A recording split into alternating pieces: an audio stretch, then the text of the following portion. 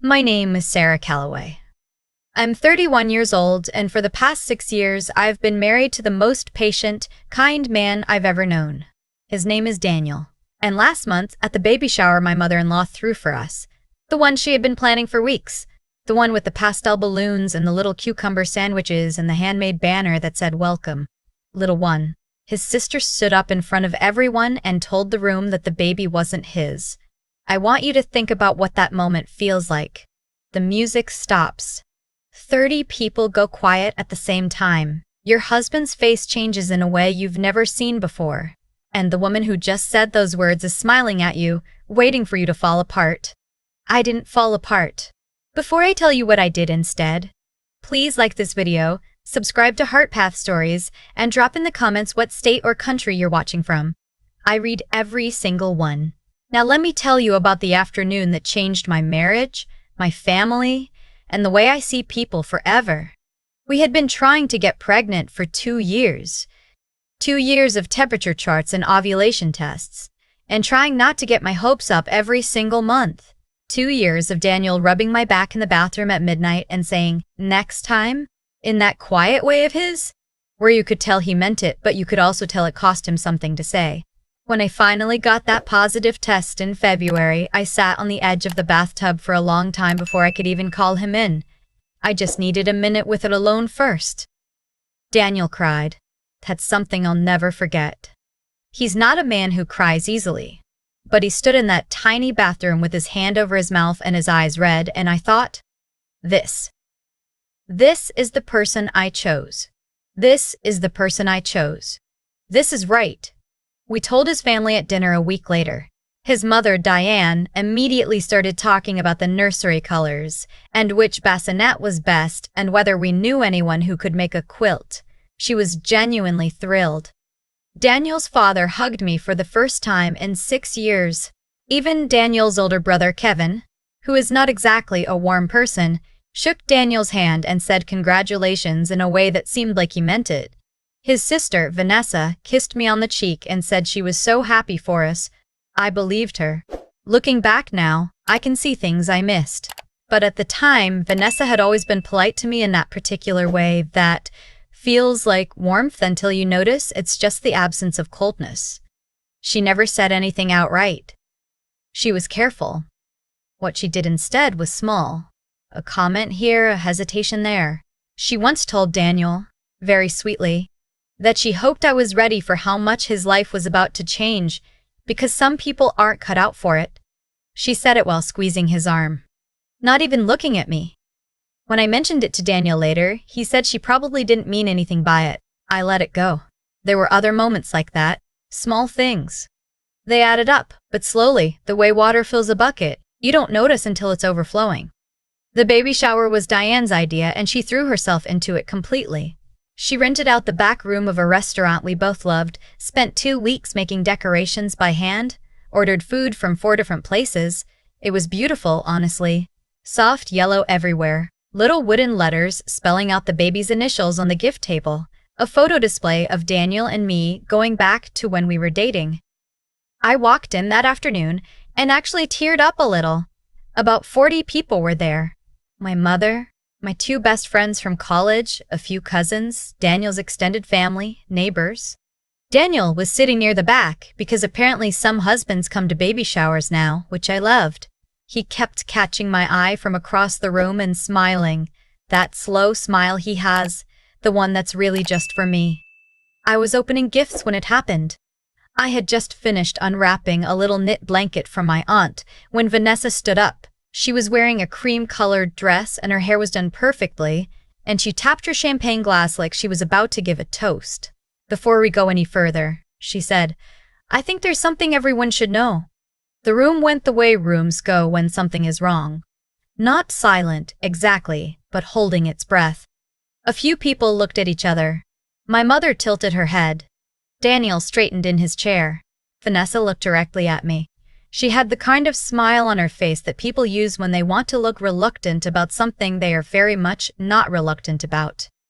I have been sitting with this for a while, she said, and I think Daniel deserves the truth about the baby. The room broke open into whispers. I heard my name said twice. I heard someone say, "What?" Someone near the back made a sharp sound, like a small gasp pulled back too quickly. Daniel was standing up now. He said, "Vanessa, what are you doing?" She turned toward him with this expression, patient, regretful, performing concern the way someone performs it when they've rehearsed it. She said she was sorry, but that she had seen messages on my phone 3 weeks ago when she borrowed it to make a call. She said she had taken photos of the screen. She said the messages were from another man and that based on the timing, Daniel needed to consider that this baby might not be his. Then she held up her phone and passed it around. I watched people's faces change as they looked at the screen. My aunt's expression went carefully blank. One of Daniel's cousins leaned in close to read. Someone I didn't know well pressed her lips together. My best friend Maya looked up at me with wide eyes. Not accusing, just afraid. Daniel took the phone. He looked at it for a long moment. Then he looked at me. Sarah. His voice was so quiet. That's what I remember most. Not anger, just quiet. In the way that means something is breaking. The whole room was looking at me. 30 people waiting to see what I would do. Here's the thing about being accused of something publicly that you did not do. Every instinct you have tells you to explain yourself immediately, loudly, in a rush. To say no, that's not what it looks like. Let me explain. Please just listen. But if you do that, if you stumble over your words and get emotional and start talking too fast, you look guilty. You look exactly like what they're saying you are. I had learned that 3 weeks ago. Because 3 weeks ago, when Vanessa was supposedly borrowing my phone to make a call, I already knew she had done something else with it entirely. I took a breath. I looked at Daniel. I said, "Can I see the photos?" Vanessa handed the phone back across the table, looking satisfied. I looked at the screenshots slowly, like I was reading them for the first time. Then I handed the phone back to Daniel. "Okay," I said. "Can I ask one question?" Vanessa spread her hands open like she was being generous. "Of course." I looked toward the corner of the room where a flat-screen TV had been set up for the slideshow of photos. The cable for the laptop was still connected to the HDMI port. "Would you be willing to pull those photos up on the big screen?" I said. "So everyone can see clearly?" Vanessa blinked. "If this is the truth," I said, "you should want everyone to see it clearly." She recovered fast. "Fine," she said. She said it with the same tone she used for everything, like she was doing the room a favor. "Fine, if that's what it takes." She walked over to the TV, took the laptop cable from the table, and plugged it into her own phone. What appeared on the screen were the screenshots she had shown everyone. Messages between me and someone named Marcus, according to the name at the top of the thread. Personal messages. Intimate ones, if you were reading them the way Vanessa wanted you to read them. A few people leaned forward to read the screen more carefully. The room was completely still. And then I reached into the bag that had been sitting under my chair since I arrived. I had put it there myself that morning. I knew I might need it, and I hadn't been sure exactly when, so I just kept it close. I took out my own phone and connected it to the speaker Diane had set up for the background music. Then I said, "Actually, before we look at those, I want to play something for everyone." Vanessa said, "What?" I opened my phone, found the audio file, and pressed play. I should back up. 3 weeks ago, I got a notification I almost ignored. It was a security alert from my phone carrier. Someone had accessed my account online and requested a temporary unlock of my device. It was flagged as unusual because it came from a different IP address than my normal ones, and it had been done from a device registered to someone on my family plan. Daniel and I had added Vanessa to our family plan 2 years ago when she was going through a hard time and needed to cut expenses. She was still on it. I called the carrier the next day. I asked them to walk me through exactly what had been accessed. And while I was on that call, a thought occurred to me that I almost didn't act on because it felt too extreme. I called my sister's boyfriend, who does IT security work, and I asked him a very specific question. If someone accessed my phone account and made a copy of my messages, would there be any record of that? He said yes. And he said something else that I found very interesting. He said that certain messaging apps have a feature, one most people don't know about, where if someone screenshots your messages, or if your account is accessed from an external device, the app logs it, and if you know where to look, you can see exactly what was captured. So I looked, and I found the screenshots Vanessa had taken of my messages. All 6 of them. But here's what she didn't know. The messages she had screenshotted, the ones between me and Marcus, were a conversation I had with my cousin Marcus about planning a surprise birthday trip for Daniel. We had used his nickname for Daniel in the messages, which was an old college thing, and some of the language was, I'll admit, affectionate in a way that would look wrong if you had no context. Marcus is like a brother to me, but pulled out of context, isolated on a screen, handed to a room full of people. I could see exactly what Vanessa thought she had found. What Vanessa did not know was that after I discovered the screenshots, I kept going. I went back to my carrier and asked for a full access log. Then I asked my sister's boyfriend to help me pull the login records from the messaging app itself. And I found something I was not expecting. Vanessa had accessed my account 4 separate times over 6 weeks, not just to read messages, to look through my financial apps too. And on one of those occasions, she had used my account access to look at something connected to our joint family account, the one that Daniel's parents had set up years ago for family expenses, vacations, holiday gifts, emergencies, the one that Vanessa had also been given access to when she was going through her hard time 2 years ago. The one that, according to the statements I had quietly pulled last week, was short by nearly $60,000. I had sat with that information for several days before the baby shower. I hadn't told Daniel yet because I wanted to be certain. I wanted to have everything in order before I said a word to anyone because I knew that the moment I said something, it would become my word against hers. And Vanessa had always been better at family politics than me. So I waited. And then she stood up at my baby shower and made it easy. The audio file on my phone was 22 minutes long. It was the recording of my phone call with the carrier, the one where the representative walked me through every access event on my account, with timestamps and device IDs.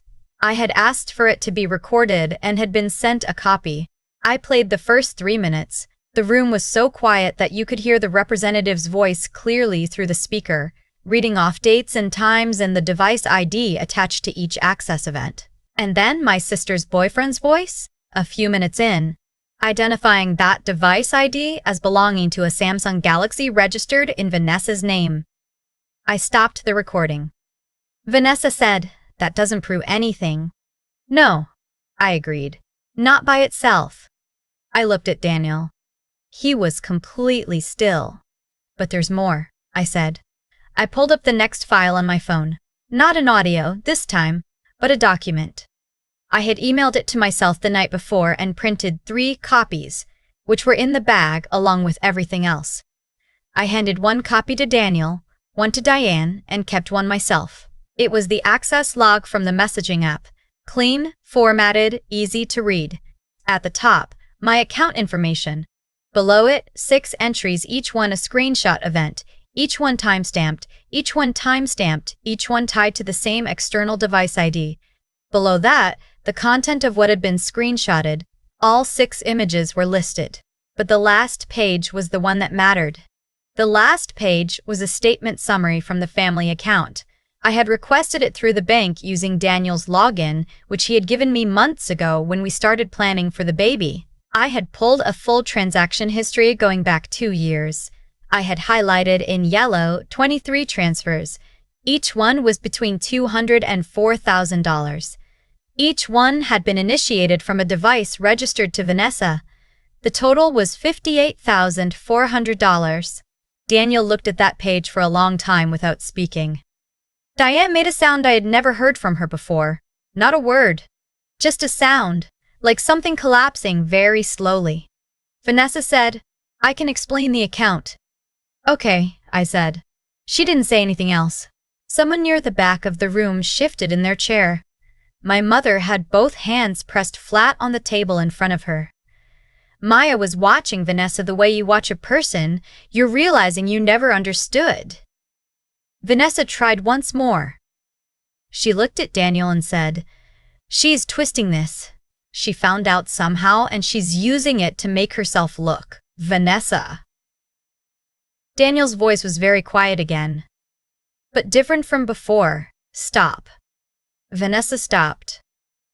Daniel set the papers down. He pressed both hands flat on the table the way our mother had. Then he said, "How much of that was for you?" It wasn't a question. Vanessa's jaw moved. "The business has been struggling," she said finally. "I needed." "How much?" Daniel said again. The room was so still.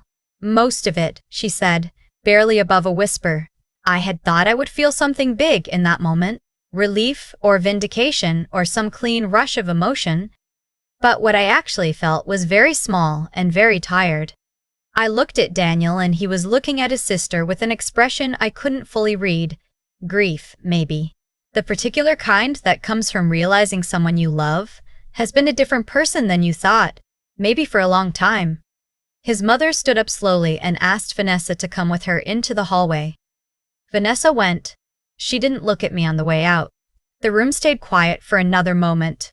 Then my aunt, who is not a soft woman, cleared her throat and said, "Is there more champagne?" I think we could all use more champagne. And something released. Not everything. Not the tension in Daniel's shoulders. Or the way my hands were still shaking a little under the table. But enough. A few people laughed, a little unevenly. Someone got up and found the champagne. My mother came around the table and put her arms around me without saying anything, which was exactly right. Daniel came and crouched down beside my chair. He took both my hands in his. "I'm sorry I looked at you like that," he said. When she first said it, "I'm sorry." I shook my head. "You didn't know." "I should have," he said. I didn't argue with him because I knew it would take time. Not because I was angry, I wasn't. But because some things need to be said more than once before they settle. 2 weeks after the baby shower, Vanessa repaid the full amount to the family account. Daniel's parents made it a condition of not involving the bank directly, and Vanessa agreed. She also left the family phone plan. There was a conversation between her and Daniel that he told me about in pieces over the following weeks. Quiet pieces. The kind he offers when he's still processing something. From what I understand, she had convinced herself over the years that she deserved more than she'd been given, that Daniel had the easier life, the better marriage, the support she'd never gotten. The money felt to her like an adjustment, and when I started getting close to the family finances during the pregnancy, she panicked. I don't know if I forgive her. I think forgiveness, when someone has tried to unravel your marriage and your reputation in the same afternoon, takes longer than 2 weeks, maybe longer than 2 years. I'm still figuring that out. What I know is this. Daniel and I came home from that restaurant and sat on the back porch until it was dark. We didn't talk about Vanessa or the money or any of it. We just sat there with the baby stuff still in the car and the leftover food from the party in a bag by the door. And Daniel kept his hand on my knee, and I thought about how strange it is that the people who try to break something apart sometimes accidentally show you exactly how solid it is. Our daughter is due in 8 weeks. We've picked a name, but we're keeping it to ourselves for now. I think we've earned that. I've thought a lot about what Vanessa was actually afraid of. Not me, specifically. Not even getting caught. I think what scared her most was the idea that things could be fair, that someone like me could show up, love Daniel genuinely, build something real with his family, and simply be enough. That possibility threatened something in her that she had never dealt with directly. So she did what people do when they can't face a feeling. She turned it outward and made it someone else's problem. The embezzlement wasn't really about money either. Or not only, it was about years of telling herself she had been shortchanged. By her parents, by circumstance, by Daniel's happiness, until the story felt true enough to act on. I'm not saying that to excuse what she did, taking nearly $60,000 from a family account and then trying to blow up your brother's marriage when you think you're about to be found out. That's not a bad day. That's a pattern. That's a long time of choosing the easier wrong over the harder right over and over, until the harder right doesn't even occur to you anymore.